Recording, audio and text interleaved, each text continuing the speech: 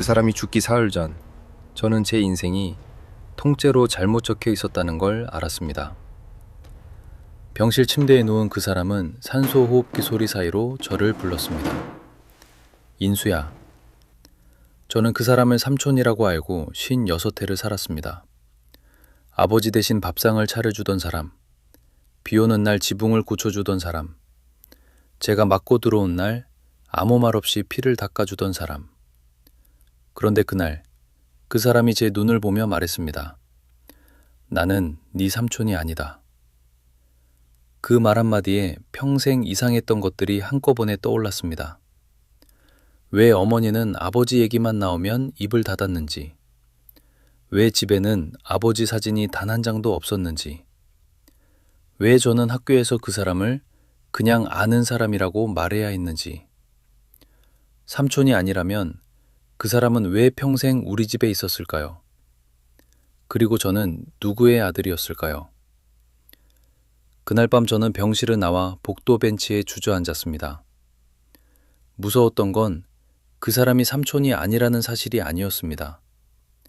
제가 평생 누군가의 침묵 속에서 키워졌다는 사실이었습니다. 장례가 끝난 뒤 유품처럼 남은 수첩 마지막 장에서 저는 한 줄을 발견했습니다. 인수 아버지에 대해서 최 회장 집안 임종 전에 말할 것. 그제야 알았습니다. 이건 단순한 가족 비밀이 아니었습니다. 제 어머니가 평생 삼킨 말, 그 사람이 평생 문 밖에 서 있었던 이유, 그리고 제가 왜 늘 조금씩 부족한 사람처럼 살아야 했는지, 그 모든 것이 한 줄의 메모에서 시작됐습니다. 그런데 사실 이상한 낌새는 아주 오래전부터 있었습니다. 초등학교 4학년 때였습니다.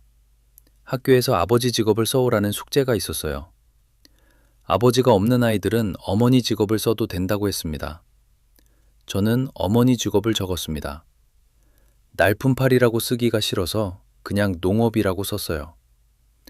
문제는 학교가 끝나고 집에 오던 길이었습니다.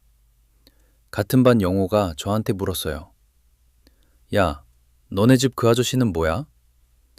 만수 씨를 두고 한 말이었습니다. 어머니가 일 나가는 날이면 그 사람이 가끔 제 손을 잡고 학교까지 데려다 줬거든요. 저는 바로 대답하지 못했습니다.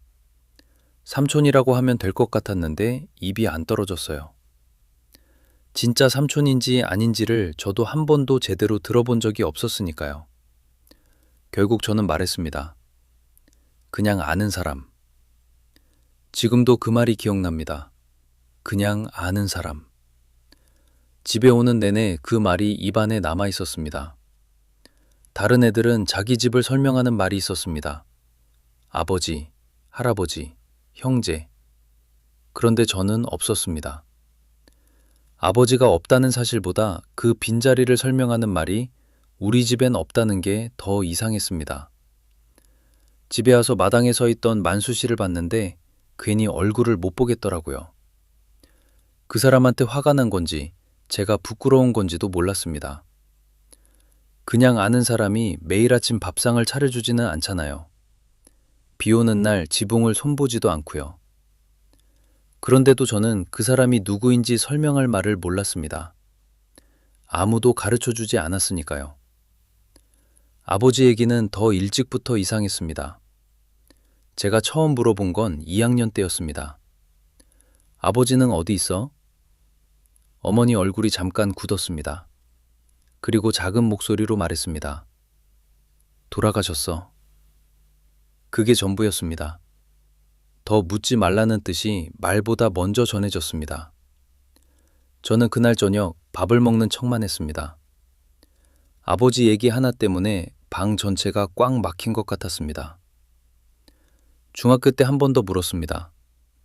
집에 아버지 사진이 한 장도 없는 게 이상해서요. 왜 아버지 사진이 없어? 어머니는 대답하지 않았습니다. 그냥 방으로 들어가 버렸어요. 저는 그날 혼자 밥을 먹었습니다. 섭섭했습니다. 섭섭한 정도가 아니었습니다. 화가 났습니다. 말해줄 수 없는 거면 그렇다고 말이라도 해주면 좋을 텐데 왜 저는 늘 혼자 알아서 접어야 하는지 그게 너무 서러웠습니다. 아버지가 없다는 게 창피한 게 아니었습니다. 그걸 설명하는 말이 우리 집엔 없다는 게 창피했습니다. 그날 병원 복도에 앉아 있으니까 그 밤들이 한꺼번에 다 돌아왔습니다. 나는 네 삼촌이 아니다. 그 말은 관계 하나가 틀렸다는 뜻이 아니었습니다. 어릴 때부터 이상하다고 느끼면서도 끝내 설명받지 못했던 것들이 전부 한쪽을 가리키기 시작했다는 뜻이었습니다. 그리고 그 방향의 끝에 어머니 서랍 속 노란 봉투가 있었습니다. 어머니가 돌아가시고 유품을 정리하다가 찾은 봉투였습니다. 제일 안쪽 서랍, 노란색이 바랜 봉투. 안에는 편지가 있었습니다. 꺼내서 펼쳤는데 손이 떨렸습니다. 날짜가 있었습니다. 제가 태어나기 2달 전. 읽다가 봉투를 다시 넣었습니다. 그날은 더 못 읽었습니다. 왜 그랬는지 모르겠습니다. 두려웠던 건지, 아직 그걸 받아들일 준비가 안 됐던 건지, 아니면 그게 뭔지 알게 되면 지금까지 살아온 게 다 흔들릴 것 같아서. 어머니가 이걸 버리지 않고 여기 뒀다는 게 저를 더 무섭게 했습니다. 살면서 한 번도 꺼내보지 않았을 수도 있는데 버리지도 않고 여기 뒀다는 게. 제 손이 봉투 위에 올려져 있었습니다. 한참 그렇게 있다가 그냥 다시 서랍에 밀어 넣었습니다. 그 봉투가 서랍에 남아있다는 걸 알면서도 5년 동안 꺼내보지 못했습니다. 만술씨 수첩을 발견하고 나서야 다시 꺼냈습니다. 그 수첩의 마지막 장을 떠올릴 때마다 저는 알 수 있었습니다. 그 사람은 죽기 직전에야 겨우 말한 게 아니었습니다. 오래전부터 말하려고 했던 겁니다. 평생 말없이 산 사람이 죽기 전에라도 말하려고 손으로 직접 적어둔 흔적. 그런데 결국 입으로는 다 말하지 못하고 간 흔적. 그 수첩은 메모가 아니라 너무 늦은 고백 같았습니다. 제 이름은 최인수입니다. 올해 56입니다. 경기도 외곽에서 철물점을 운영하고 있어요. 직원 없이 혼자 합니다. 아침 8시에 문 열고 저녁 7시에 닫습니다. 20년 가까이 그렇게 살았어요. 저는 원래 이런 삶이 제 팔자인 줄 알았습니다. 크게 잘못된 선택을 한 것도 아니고 남한테 못된 짓을 한 것도 아니고 그냥 언제나 조금씩 부족했어요. 고등학교를 졸업하고 대학 원서를 쓰지 않았습니다. 그때 우리 집 형편을 알았으니까. 어머니 혼자 저 하나 키우는 거였는데 등록금을 어디서 구하겠어요. 그냥 안 가면 되는 거라고 생각했습니다. 아쉬운 마음이 없었냐고 하면 거짓말이죠. 근데 아쉽다고 해서 달라지는 게 없었으니까 그냥 포기했습니다. 20대 초반에 기술을 배워보려고 한 적도 있었어요. 냉난방 쪽 기술이었는데 교육비를 내야 하는데 그게 모자랐습니다. 조금만 더 있으면 됐는데 그 조금이 늘 없었어요. 그게 제 탓인 줄만 알았습니다. 아껴야 했는데, 더 열심히 했어야 했는데, 내가 뭔가 부족한 사람이라서 그런 거라고. 나중에야 알게 됐어요. 내 탓이 아닌 게 있었다는 걸. 철물점은 처음의 선택이 아니었습니다. 30 중반에 다니던 곳이 문을 닫았어요. 작은 도매상이었는데 주인 어른이 갑자기 돌아가시면서 접어버린 거였습니다. 그때 아내가 이미 아팠어요. 병원비를 내야 하는데 수입이 끊겼습니다. 당장 뭔가를 해야 했어요. 빠르게 시작할 수 있는 게 뭔지 생각했고 그 도매상에서 일하면서 철물 쪽 물건을 좀 알았으니까 그게 됐습니다. 선택이 아니라 버티기였어요. 아내가 낫기를 기다리는 동안 버티는 거. 그러다 나으면 다른 걸 해보는 거. 그렇게 생각했습니다. 아내는 낫지 않았어요. 아내가 가고 나서는 철물점이 버티기가 아니라 전부가 됐습니다. 딸이 있으니까 문을 닫을 수 없었어요. 그래서 계속 열었습니다. 지금까지. 이게 선택이냐고 물으면 모르겠어요. 선택할 다른 것들이 사라진 뒤에 남은 게 이거니까. 만술 씨와 저는 말이 없는 사이였습니다. 말이 없다는 게 가까운 사이가 아니라는 뜻은 아니에요. 가까운 사람들끼리 말이 없는 경우도 있으니까. 근데 저와 그 사람은 가까운 건지 아닌지도 잘 몰랐습니다. 그냥 같은 공간에 있었어요. 어릴 때부터. 그 사람이 처음 우리 집에 언제 왔는지 저는 모릅니다. 제가 기억하는 한 처음부터 거기 있었으니까요. 아침 밥상은 그 사람이 차렸어요. 어머니가 일 나가는 날이면요. 반찬이 많지 않았습니다. 된장찌개에 김이나 계란. 근데 꼭 따뜻했어요. 찬밥 준 적이 없었습니다. 그 사람이 밥을 차리면서 아무 말도 안 하는 게 이상하다고 생각한 적이 있었어요. 어릴 때는요. 잘 잤어? 오늘 학교 뭐 있어? 그런 말 한 번도 없었으니까. 그냥 밥을 차려놓고 물러났어요. 저 먹는 거 지켜보지도 않고. 그게 섭섭할 때도 있었어요. 왜 저한테 말을 안 거냐고. 내가 싫은 거냐고. 어린 마음에 그런 생각도 했습니다. 국민학교 때 학예 발표회 준비를 한 적이 있었어요. 남자애들이 합창을 해야 했는데 노래를 2줄 외워가야 했습니다. 어머니는 그날 저녁 일이 있어서 늦게 들어왔어요. 저는 방에서 혼자 노래를 외우다가 자꾸 틀렸습니다. 짜증이 났어요. 마당에 나가서 징징거렸는데 만술 씨가 텐마루에 앉아 있었어요. 그 노래 한번 해봐. 제가 어물거리면서 했더니 그 사람이 몇 번 듣더니 2번째 줄 첫 음을 낮게 흥얼거렸어요. 음을 잡아주는 거였습니다. 그게 다였어요. 잘한다는 말도 틀렸다는 말도 없었어요. 그냥 음을 흥얼거려줬습니다. 저는 따라하면서 외웠어요. 발표회 날 틀리지 않았습니다. 그 생각을 지금도 하는 건 만술 씨가 흥얼거린 그 낮은 목소리가 기억에 남아있기 때문이에요. 그 사람이 음을 알고 있었다는 게, 노래를 알고 있는 사람이었다는 게, 근데 저한테 그걸 드러낸 게 그 한 번뿐이었다는 게. 중학교 2학년 때 맞고 온 적이 있었어요. 학교 근처 골목에서였습니다. 고등학생 형들이었는데 아무 이유 없이 시비를 걸어왔어요. 책가방을 빼앗겼고 맞았습니다. 집에 왔을 때 얼굴에 피가 나고 있었어요. 만수 씨가 마당에 있다가 저를 봤습니다. 아무 말 안 했어요. 그냥 들어오라는 듯 고개를 젓더니 부엌에서 소독약이랑 솜을 가져왔습니다. 앉으라고 했고 제 얼굴을 들여다봤어요. 솜에 약을 묻혀서 닦는데 좀 쓸렸습니다. 그 사람 눈이 굳어 있었어요. 저를 보는 눈이 아니라 상처를 보는 눈이었는데 그 눈이 왜 이렇게 단단한가 싶었습니다. 다 닦고 나서 일어나면서 말했어요. 딱 한마디만. 내일 그 골목 다시 지나가지 마라. 그게 전부였습니다.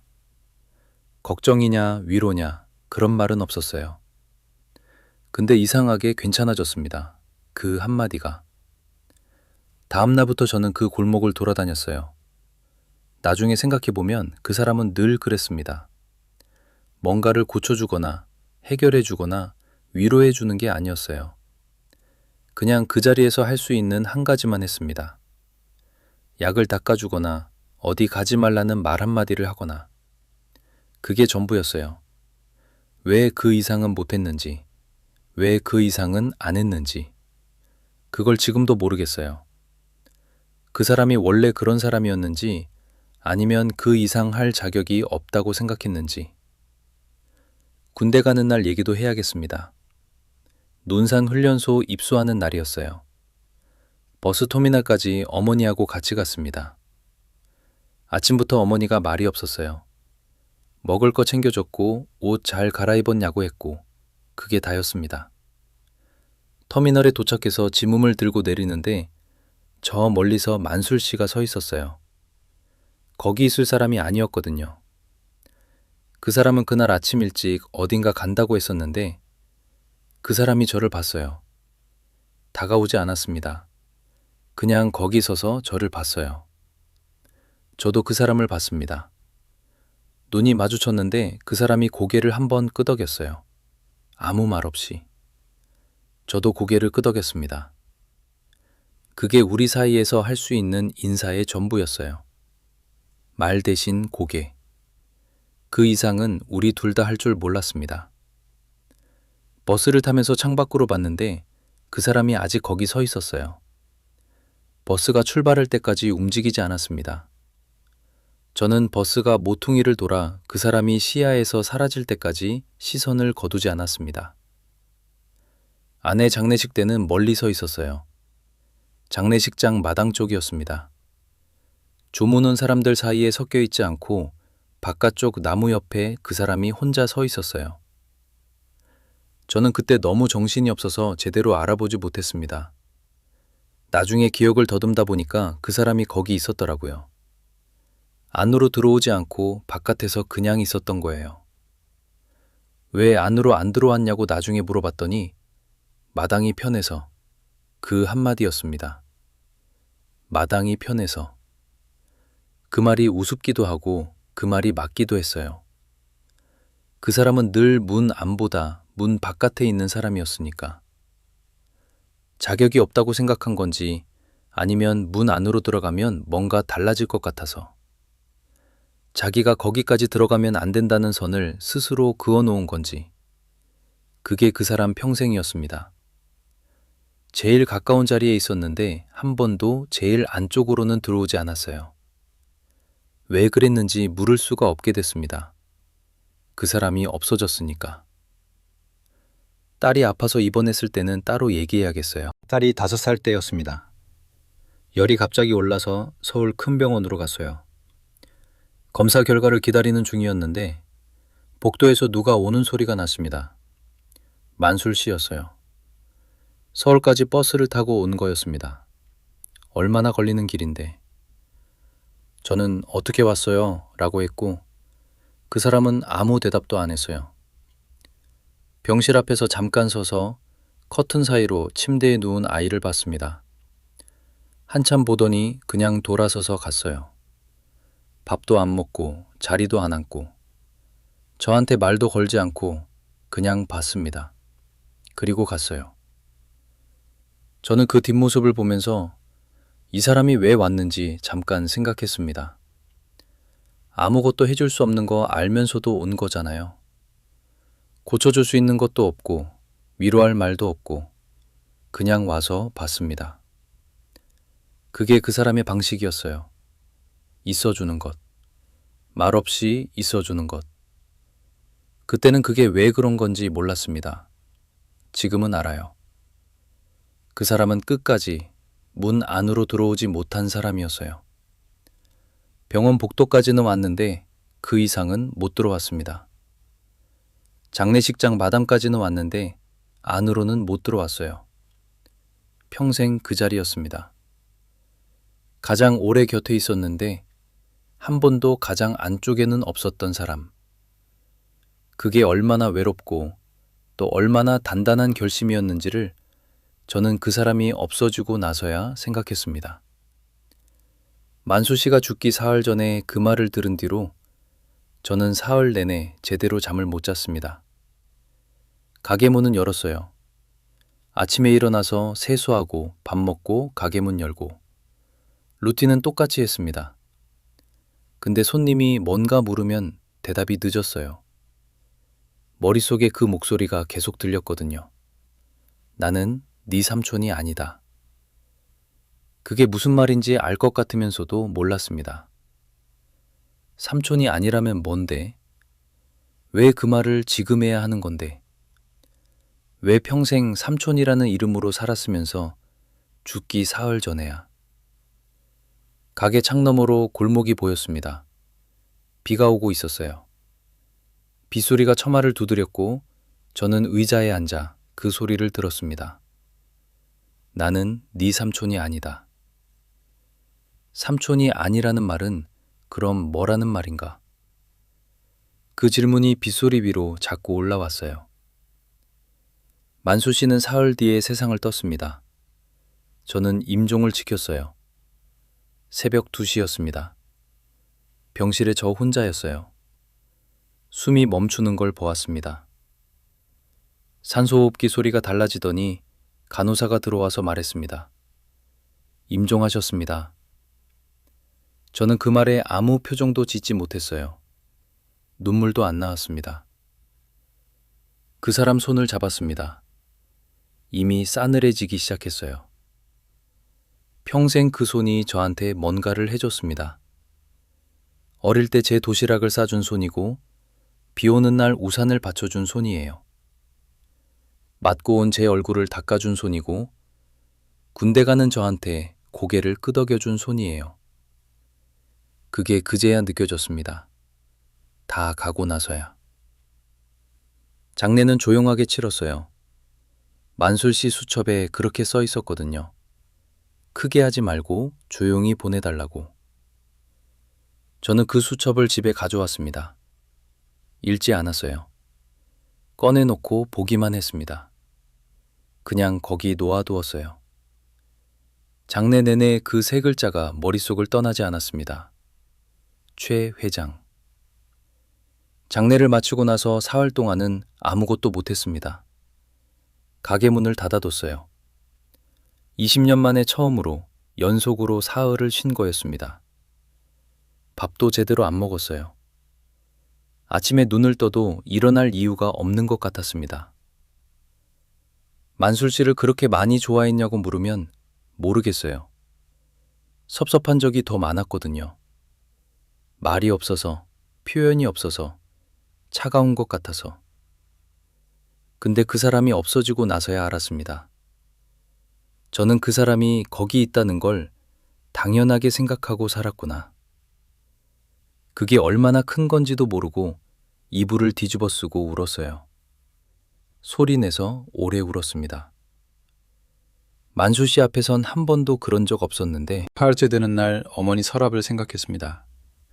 거기 있던 그 봉투, 어머니가 돌아가시고 도로 넣어뒀던 그 편지. 버스를 타고 어머니가 사셨던 집으로 갔습니다. 아무도 살지 않는 집이었어요. 열쇠는 제가 갖고 있었습니다. 문을 열고 들어갔을 때 오래된 냄새가 났어요. 어머니 냄새. 뭐라고 설명하기 어려운데 오래된 나무랑 된장이 섞인 것 같은 냄새였습니다.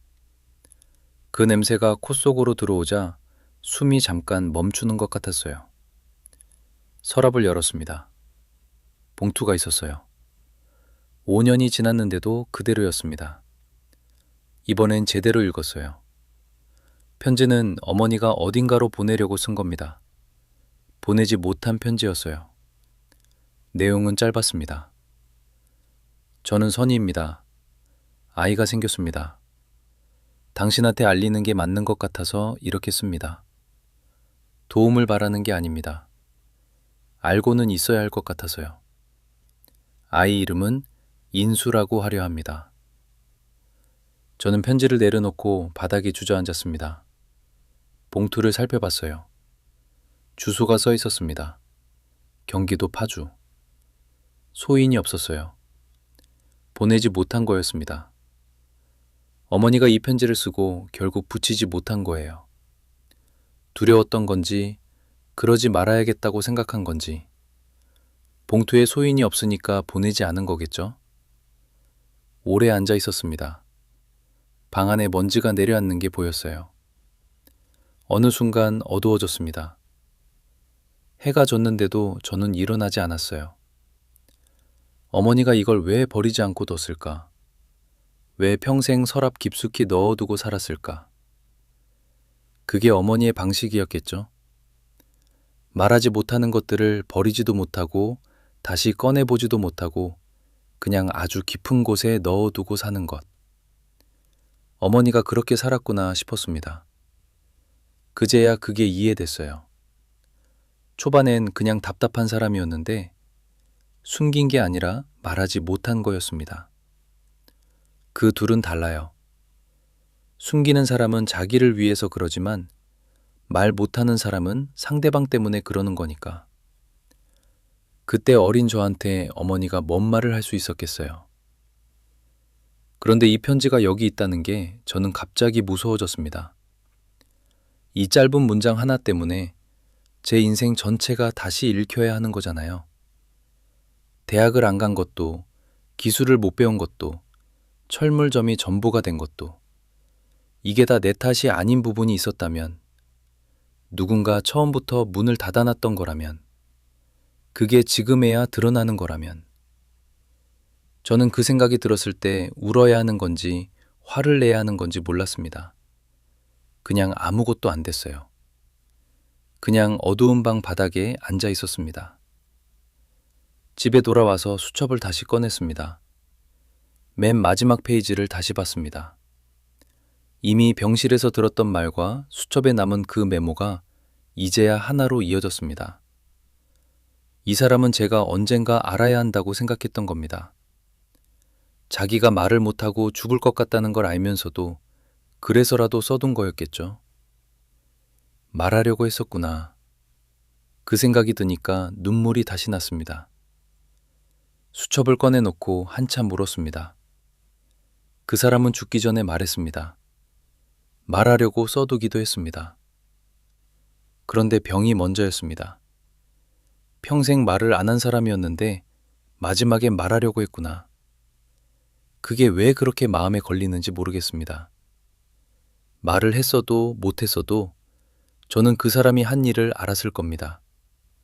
맞고 온 날 닦아준 거, 군대 가는 날 터미널에 서 있던 거, 아이 아플 때 서울까지 와서 얼굴만 보고 간 거.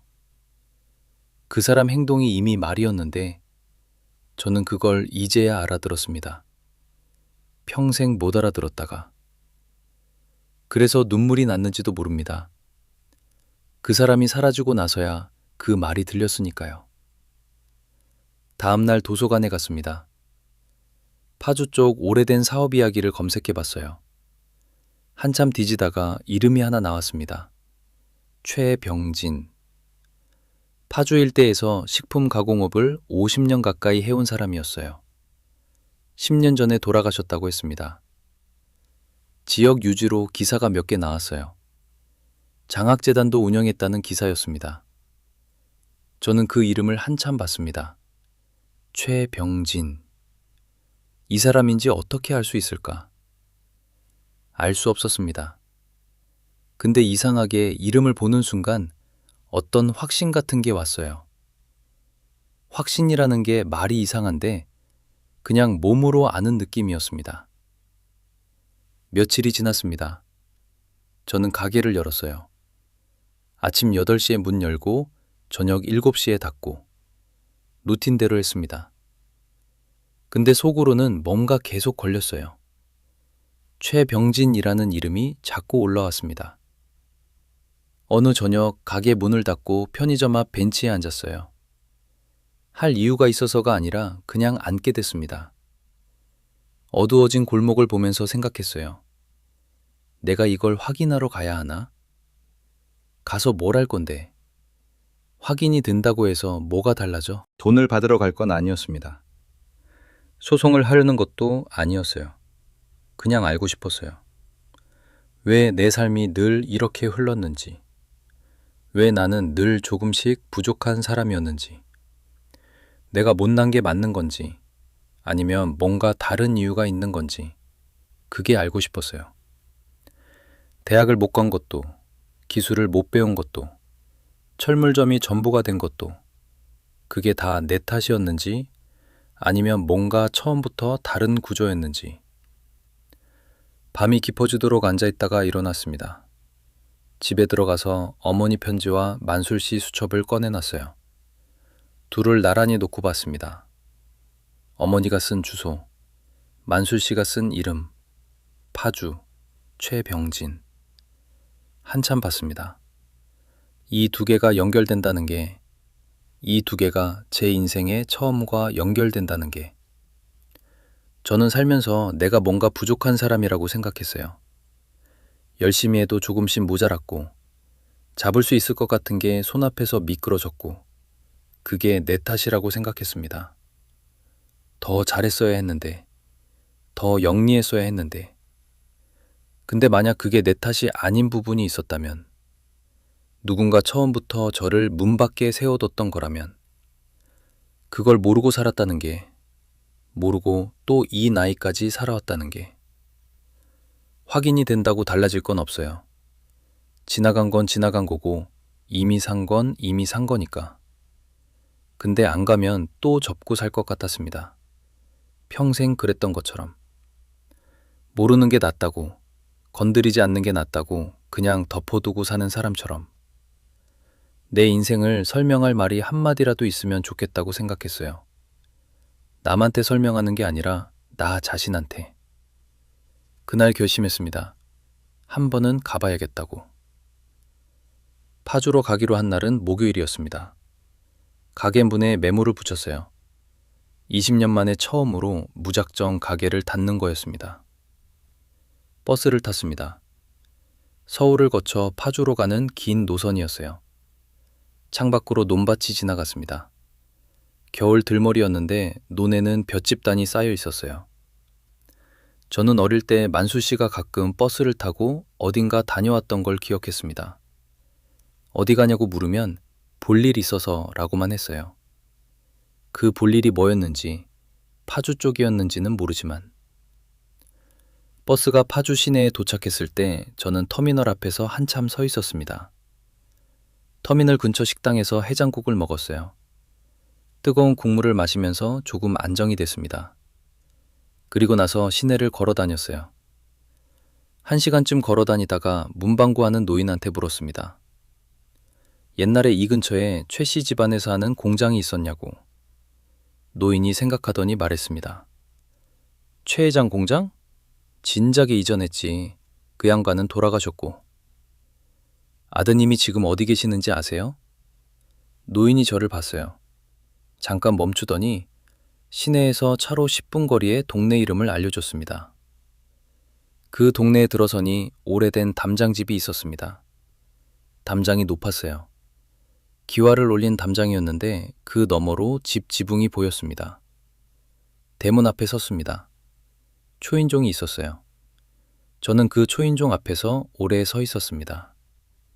누르지 않고 돌아갈 수도 있었어요. 그냥 확인만 하고 돌아가는 것도 방법이었습니다. 여기까지 왔다는 것만으로도 뭔가 된 것 같기도 했어요. 근데 손이 올라갔습니다. 그냥 올라갔어요. 그리고 눌렀습니다.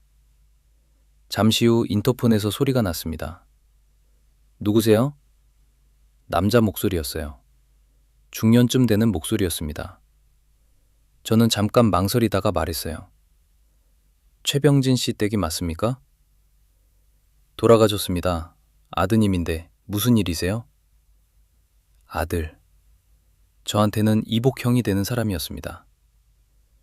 저는 최인수라고 합니다. 한번 뵐 수 있을까요? 문이 열렸습니다. 집안은 넓었어요. 마당에 오래된 감나무가 서 있었습니다. 이미 잎이 다 진 나무였어요. 빈 가지가 하늘 위로 뻗어 있었습니다. 남자가 현관 쪽에 서 있었어요. 저보다 조금 어린 것 같았습니다. 그 남자가 저를 봤습니다.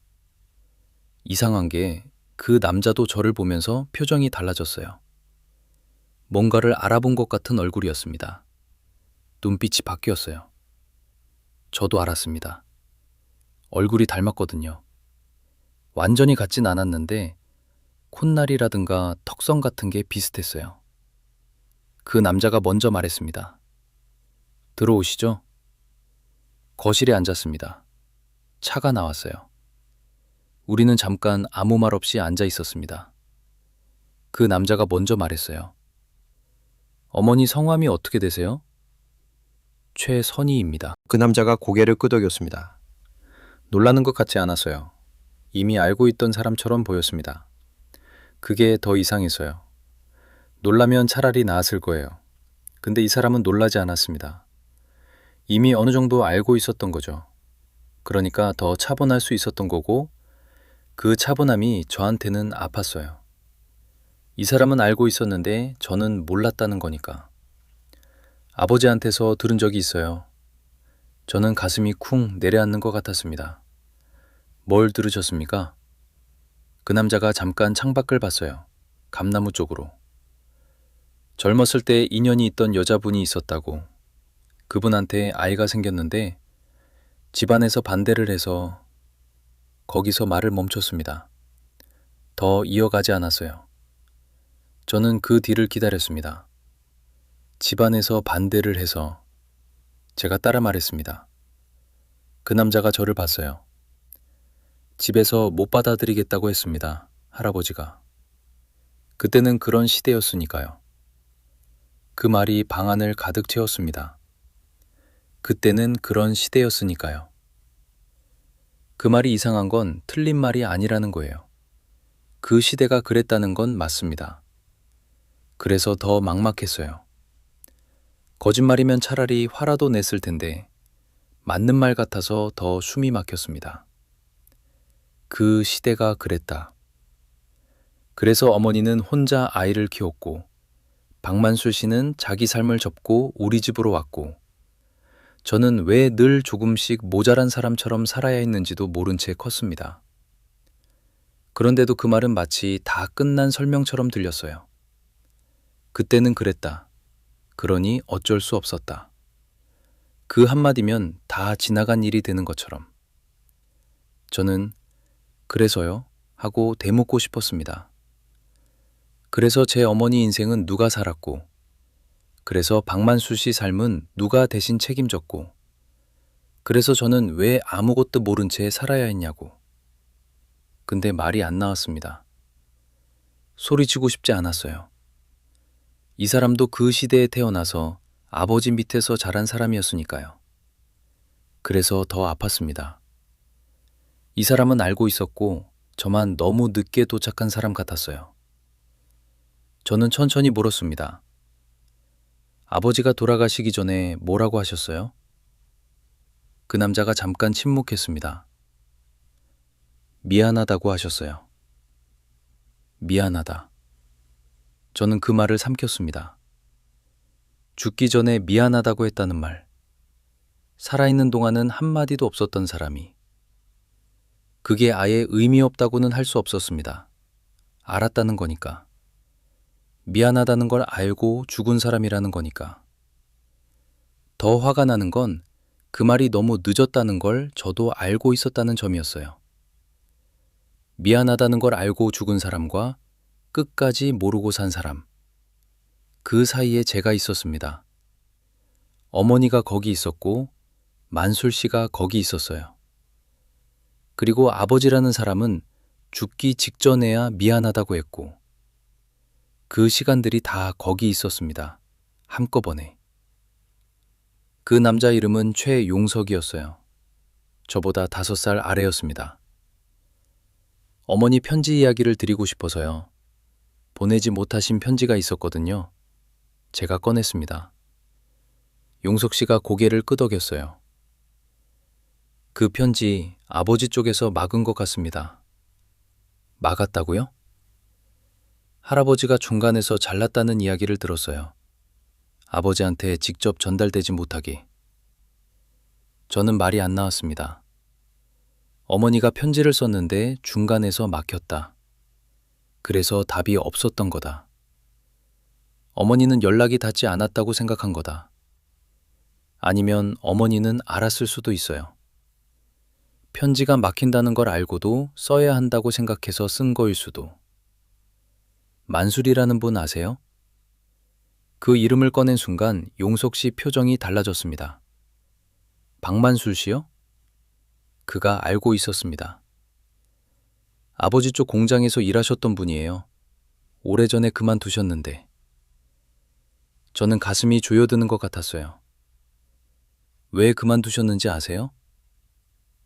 용석 씨가 저를 봤습니다. 선생님 어머니 쪽으로 가셨기 때문이죠. 그 말 한마디가 모든 걸 정리해줬습니다. 만술 씨는 그 집안에서 일하던 사람이었어요. 그리고 어머니가 혼자 아이를 키우고 있다는 걸 알게 됐었을 때 그쪽으로 갔습니다. 왜 갔는지는 저도 모릅니다. 만술 씨 자신도 완전히 설명하지 못했을 수도 있어요. 그냥 가야 할 것 같았을 거예요. 그 사람은 공장을 그만두고 어머니 옆으로 갔습니다. 그리고 평생 거기 있었어요. 용석 씨가 그 다음 말을 이었습니다. 아버지가 말년에 그 이야기를 하실 때 박만수 씨 이야기도 하셨어요. 미안하다고. 2번째 미안하다. 이번엔 만술 씨한테 하는 미안함이었습니다. 그 사람이 왜 공장을 떠났는지 아버지는 알고 있었겠죠. 자기가 책임지지 못한 일을 다른 사람이 가서 맡았다는 걸 알면서 평생 그냥 살았겠죠. 저는 그게 이해가 됐냐고 물으면 솔직히 아직 모르겠습니다. 이해한다고 하기엔 너무 많은 게 그 결정으로 달라졌으니까. 어머니가 혼자 감당한 세월이 있었고, 만술 씨가 버린 삶이 있었고, 제가 모르고 산 반평생이 있었으니까. 근데 분노를 품고 살기엔 이미 그분들이 다 돌아가셨습니다. 사람이 없어지면 분노도 갈 데가 없어요. 그냥 제 안에 남아있을 뿐이고. 용석 씨가 물었습니다. 이제 어떻게 하실 생각이세요? 저는 솔직하게 말했어요. 모르겠어요. 재산 쪽으로 뭔가 할 생각은 없으신 거죠? 그 질문이 불쾌하지 않았어요. 당연히 물어볼 수 있는 거였습니다. 없어요. 용석 씨가 고개를 끄덕였습니다. 저도 아버지한테 죄송한 마음이 있어요.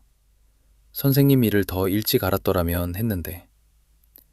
그 말이 진심처럼 들렸어요. 저는 일어섰습니다. 말씀 들어서 감사합니다. 또 오실 생각 있으세요? 저는 생각했어요. 잘 모르겠습니다. 그게 제가 할 수 있는 가장 솔직한 대답이었습니다. 파주에서 돌아오는 버스 안에서 저는 창밖을 보며 생각했습니다. 알게 됐습니다. 아버지가 누구인지, 왜 어머니가 침묵했는지, 왜 만술 씨가 거기 있었는지. 근데 이상하게 그걸 알고 나서 제일 먼저 생각난 게 만술 씨였어요. 그 사람은 선택을 한 거였습니다. 그 공장에서 일하면서 어떤 집안의 어떤 사정을 알게 됐고, 그 집안이 책임지지 않은 여자와 아이가 있다는 걸 알게 됐고, 그리고 그쪽으로 갔어요. 말이 없었습니다. 표현도 없었어요. 사랑한다는 말도 없었고, 고생했다는 말도 없었고, 잘했다는 말도 없었습니다. 근데 거기 있었어요. 평생. 맞고 온 날도, 군대 가는 날도, 아내 장례식 날도, 딸이 아픈 날도. 그게 얼마나 큰 건지를 저는 이제야 알았습니다. 집에 돌아왔을 때 밤이었습니다. 가게 앞을 지나가는데 메모가 그대로 붙어 있었어요. 사정이 있어 닫습니다. 내일 아침에는 문을 열어야겠다 싶었어요. 루틴으로 돌아가야 했습니다. 집에 들어가서 불을 켰습니다. 방이 좀 추웠어요. 보일러 온도를 올렸습니다. 부엌에서 라면을 끓였어요. 뚜껑을 열고 라면이 불기를 기다리면서 주머니에서 만술씨 수첩을 꺼냈습니다. 읽지 않았어요. 그냥 손에 들고 있었습니다. 이 사람이 수첩에 이걸 써둔 건 언젠가 제가 알아야 한다고 생각해서였겠죠? 말하려고 했었구나. 그 생각만으로도 됐습니다. 딸한테 전화가 온 건 그 즈음이었어요. 아빠, 요즘 어때요? 오랜만에 먼저 전화가 온 거였습니다. 괜찮아. 별일 없어. 삼촌 일 있고 나서 힘드셨을 것 같아서요. 저는 잠깐 멈췄습니다. 삼촌이라고 불렀어요. 좀 그랬는데 이제 괜찮아. 삼촌이 아빠 많이 생각하셨던 것 같아요. 제가 어릴 때 병원 갔을 때 그분이 오셨잖아요. 기억해요? 기억했습니다. 딸이 5살 때 입원했을 때 만술 씨가 서울까지 버스를 타고 왔었어요. 병원 복도에서 아무 말 없이 서 있다가 아이 이마를 짚어보고 돌아갔습니다. 기억해. 제가 말했습니다. 아빠 보고 싶어요. 내려가도 돼요? 저는 웃었습니다. 당연하지. 와. 딸이 내려온 건 그 다음 주말이었습니다. 오랜만에 집에서 밥을 먹었어요. 딸이 직접 해줬습니다. 계란찜이랑 된장국이었는데 어머니 맛이랑 비슷했어요. 아이가 어떻게 어머니 맛을 낼까 싶었는데 그게 이어지는 거겠구나 싶었습니다. 말로 가르쳐주지 않아도 전해지는 것들이 있는 거겠죠? 밥 먹으면서 딸이 물었어요. 아빠, 삼촌 알고 보니까 어떤 분이셨어요? 저는 숟가락을 내려놓고 생각했습니다. 말이 없는 분이었어. 그건 알았고요. 그 이상이요. 저는 잠깐 생각하다가 말했어요. 거기 있어 주신 분이야. 그게 전부인데 그게 전부가 아닌 것 같기도 하고. 딸이 고개를 끄덕였습니다. 알 것 같아요. 우리는 그 이상 말하지 않았어요. 밥을 먹었습니다. 창밖에서 바람이 조금 불었어요. 나뭇가지 흔들리는 소리가 났습니다. 얼마 후 딸이 말했습니다.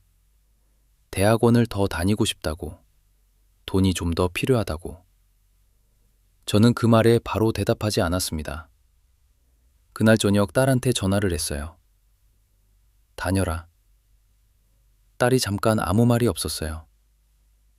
아빠, 괜찮아. 해. 그게 전부였습니다. 전화를 끊고도 한참 가만히 앉아 있었습니다. 가게 안이 조용했어요. 진열대에 걸린 자물쇠들이 서로 부딪히는 소리만 작게 났습니다. 봄볕이 깊어지는 오후, 저는 가게 문을 잠깐 닫고 나갔습니다. 만술씨 묘가 있는 곳으로 갔어요. 읍내 외곽 공원묘지였습니다. 길을 걸어 올라가는데 풀냄새가 났어요. 봄이 막 올라오는 냄새였습니다. 묘 앞에 섰습니다. 할 말이 있었는지 없었는지 거기 서기 전까지는 몰랐었습니다. 섰을 때 아무 말도 안 나왔어요. 그냥 거기 있었습니다. 오래. 바람이 불었어요. 묘 옆에 심어진 작은 나무가 흔들렸습니다. 가지 끝에 연두색이 올라오고 있었어요. 그 나무를 한참 봤습니다. 바람이 또 불었어요. 나뭇가지가 흔들렸습니다. 햇살이 가지 사이로 왔다 갔다 했어요. 저는 아무 말도 안 하고 그냥 봤습니다. 그 사람도 늘 그랬으니까요. 한참 있다가 돌아섰어요. 뒤를 돌아보지 않았습니다. 그냥 걸었어요. 비탈길을 내려오는데 발밑에 풀이 부드러웠어요. 골목 끝에서 버스가 지나갔습니다. 봄 햇살이 유리창에 반사됐어요. 저는 가게로 돌아갔습니다. 문을 열었습니다. 긴 이야기 끝까지 함께 해주셔서 고맙습니다. 우리 집 이야기 채널에는 아직 전해드리지 못한 사연들이 계속 기다리고 있습니다. 구독해 두시면 그 이야기들 빠짐없이 전해드리겠습니다.